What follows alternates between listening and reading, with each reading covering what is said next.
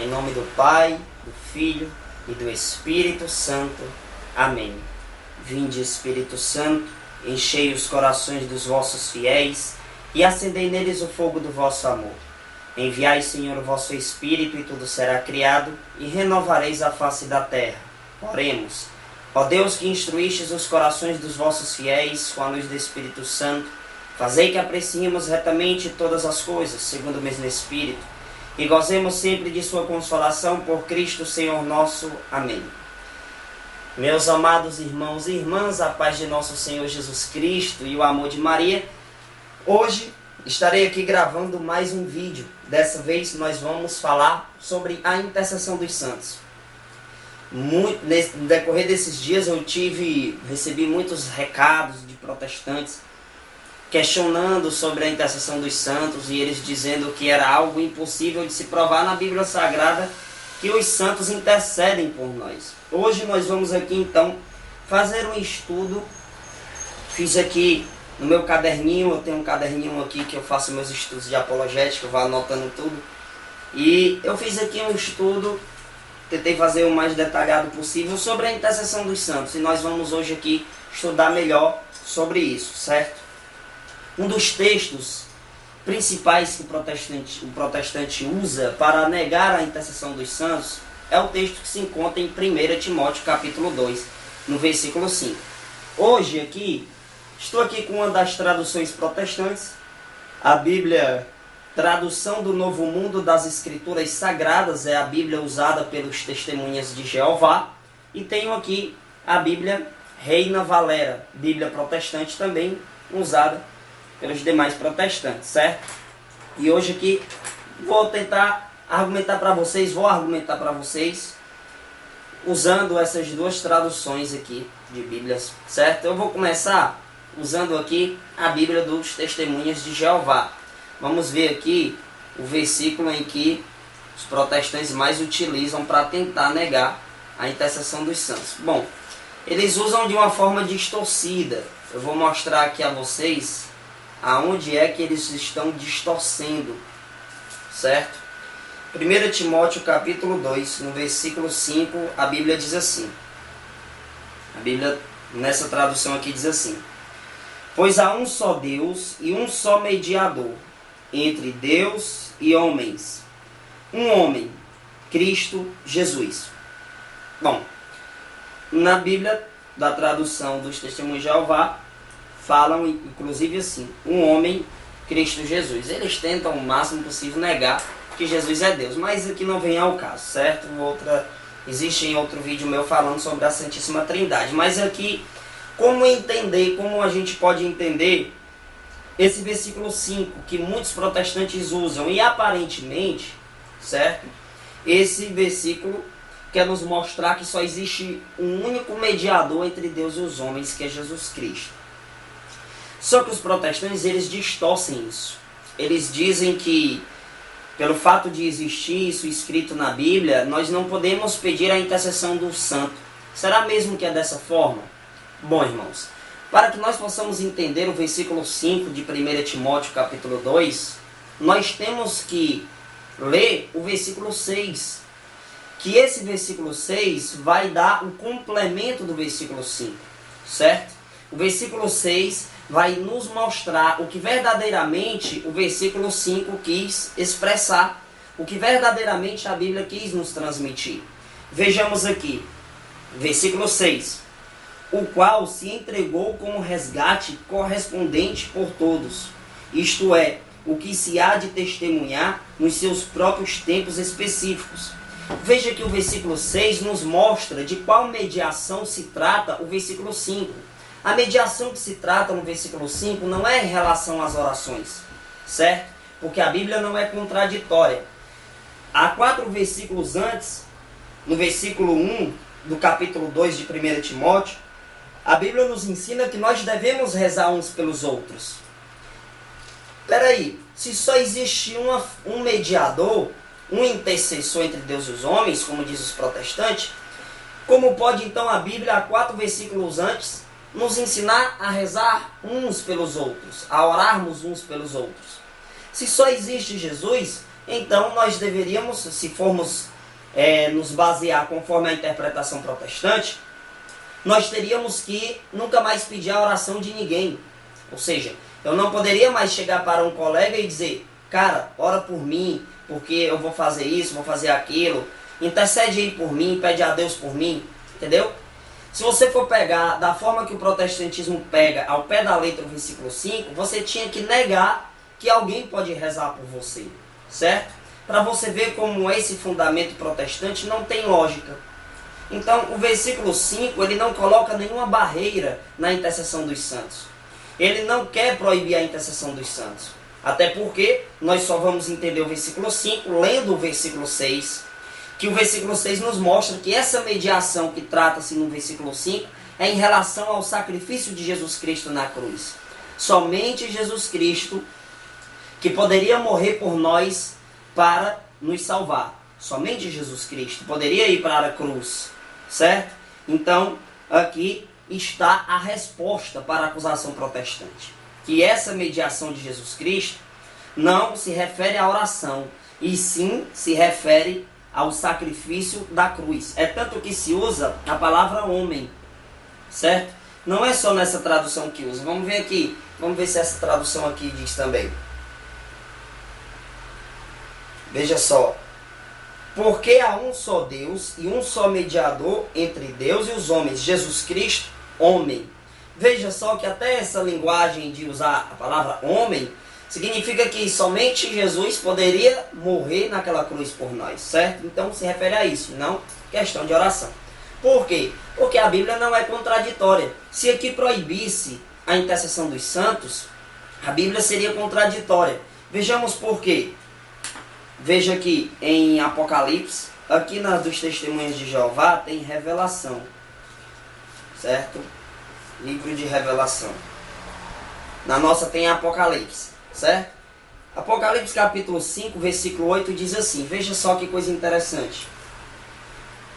E ao tomar o rolo, as 4 criaturas viventes e os 24 anciãos prostraram-se diante do Cordeiro. Quem é o Cordeiro? Jesus.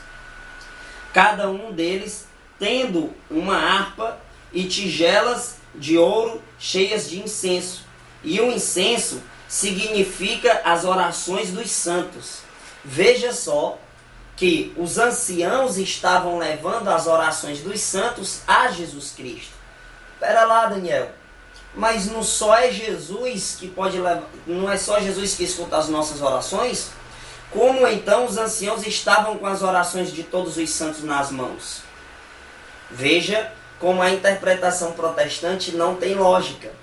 Porque senão a Bíblia estaria se contradizendo. E você comparando o Apocalipse capítulo 5, versículo 8, com 1 Timóteo capítulo 2, versículo 5, se nós formos interpretar o 1 Timóteo 2,5 conforme o protestantismo prega, aqui aconteceria uma contradição.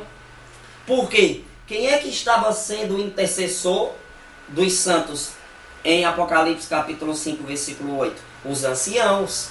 Os anciãos estavam com as orações dos santos nas mãos, oferecendo ao Cordeiro, levando a Jesus Cristo. Veja só como mostra aqui claramente a intercessão dos santos. Então os santos fazem as mesmas coisas que os anciãos fizeram. Eles recebem as nossas orações e entregam elas a Jesus Cristo. Eles pedem por nós.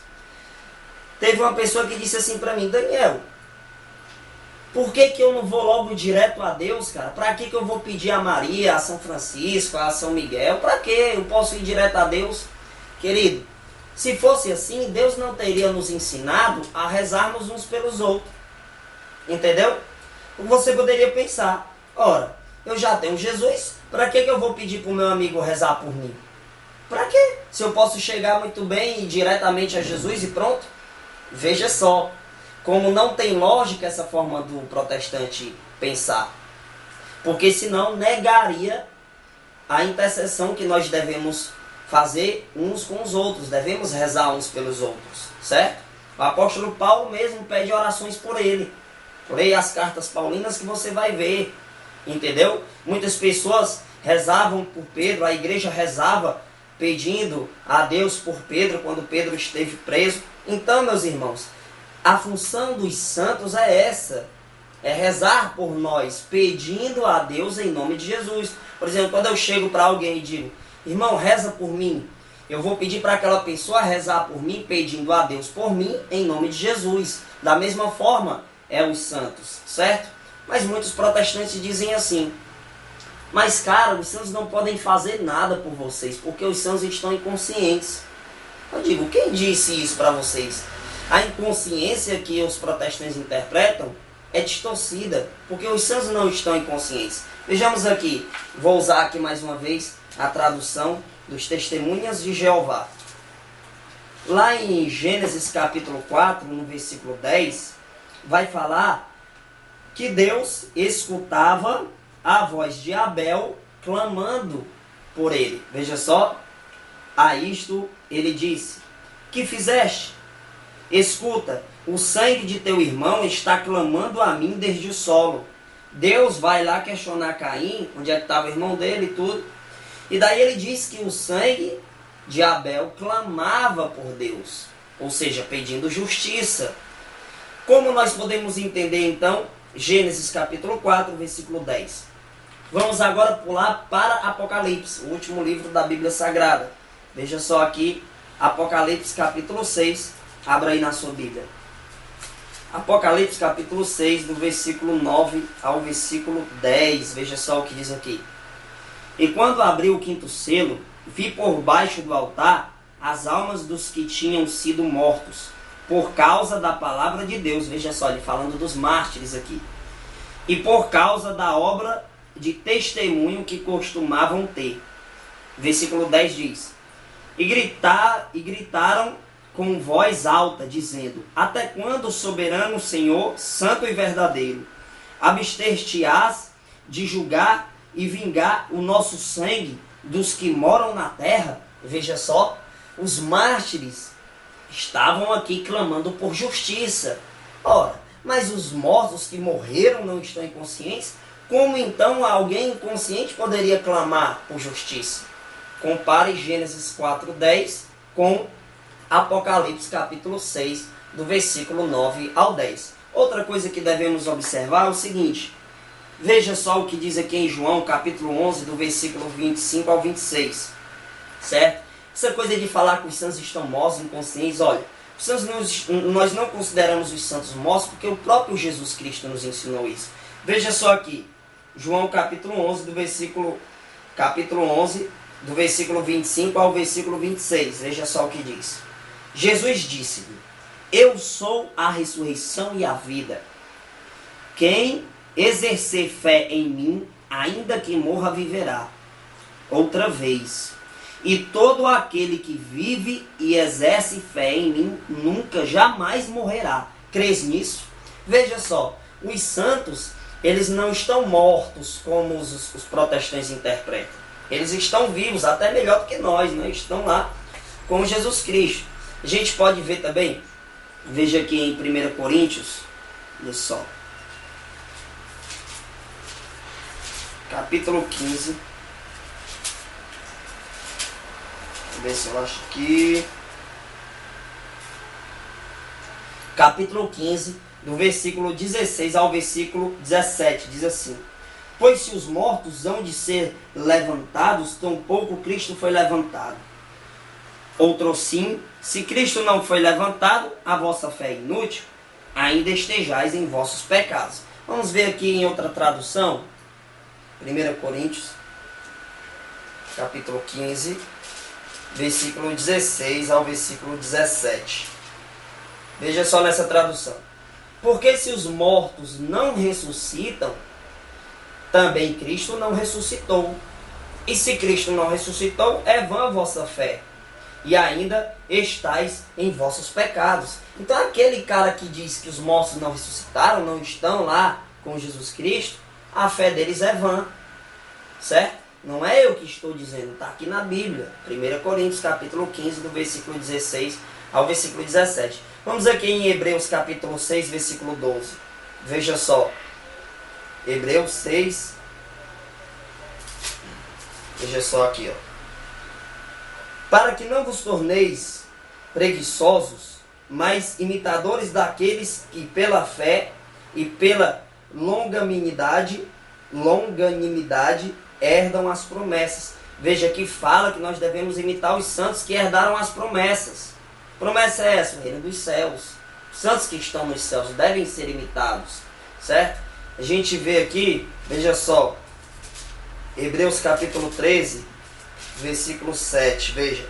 Lembrai-vos de vossos pastores que vos falaram a palavra de Deus.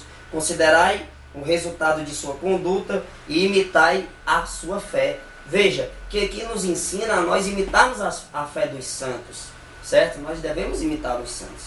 Então os santos estão no reino dos céus, intercedendo por nós. Tudo isso é por permissão divina, certo? Muitas pessoas questionam assim, mas Daniel, os santos, eles não são onipresentes. Como então eles vão escutar as nossas orações? Veja só, vou voltar lá para Apocalipse. Veja aqui em Apocalipse capítulo 8, versículo 3.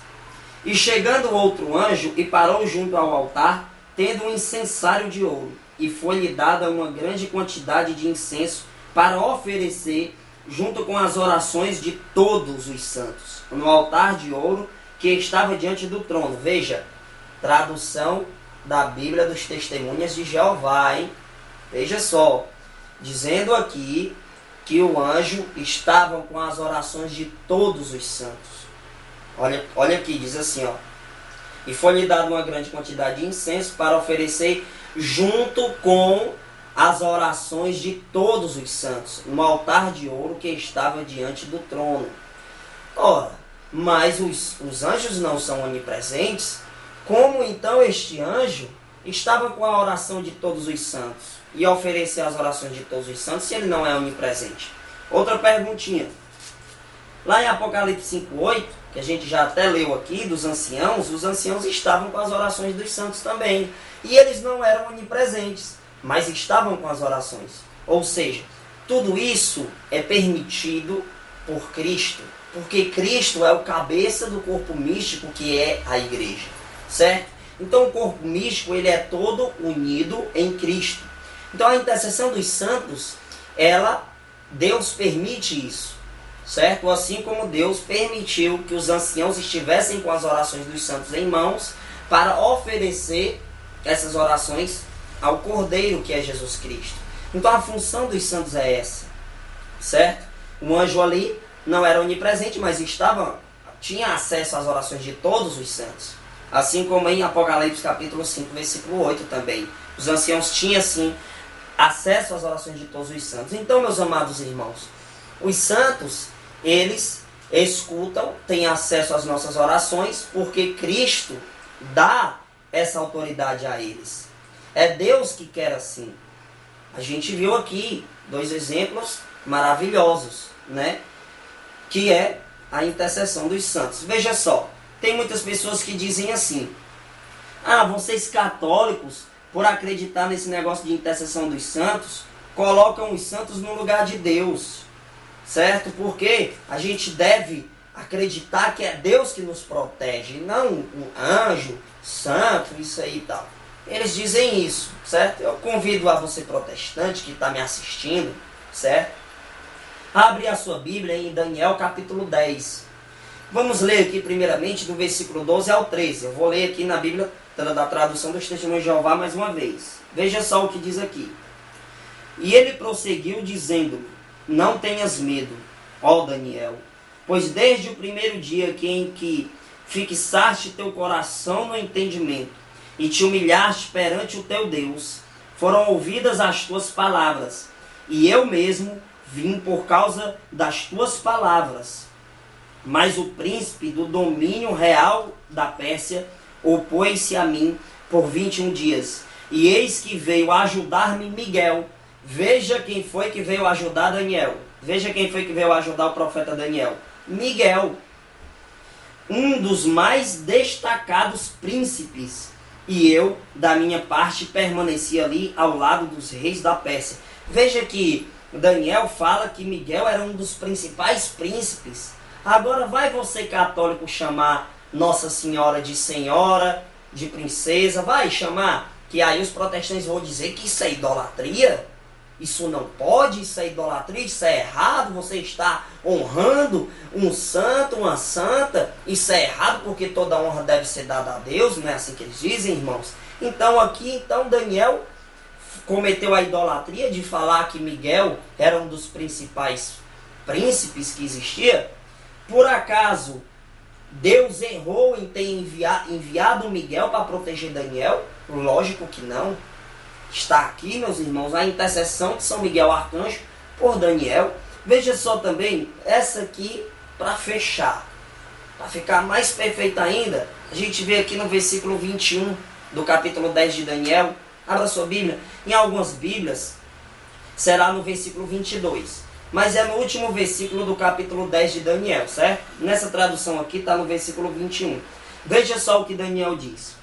No entanto, eu te contarei as coisas escritas na escritura da verdade, e não há ninguém que se mantenha forte comigo nestas coisas, exceto Miguel, vosso príncipe.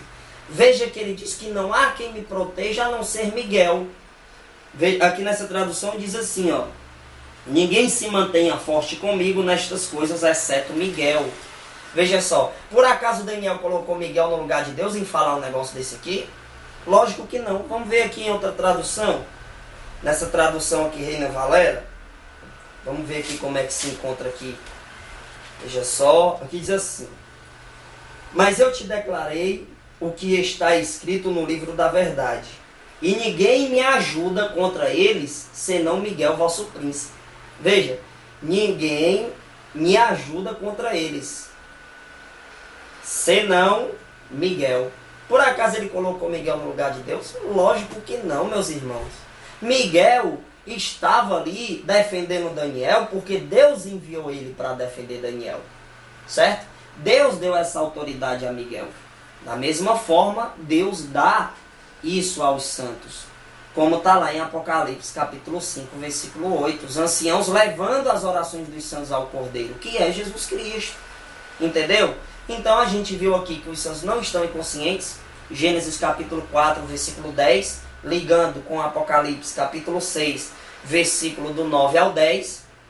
E também João capítulo 11, do versículo 25 ao 26. Nos mostra que eles estão com vida, estão vivos. Eu poderia dizer várias outras passagens aqui provando isso, mas esta já basta, certo? Existem várias outras passagens também que a gente pode utilizar, mas essas aí nos mostram que eles estão vivos e que eles não estão inconscientes, como os protestantes tentam provar, tentam argumentar, certo? Os santos devem ser imitados, nós devemos imitar os santos, e a gente viu o exemplo de Miguel Arcanjo, que defendia Daniel. Está aqui em Daniel capítulo 10, versículo do 12 ao 13, e Daniel capítulo 10, versículo 21. E a gente viu também a questão de 1 Timóteo capítulo 2, versículo 5.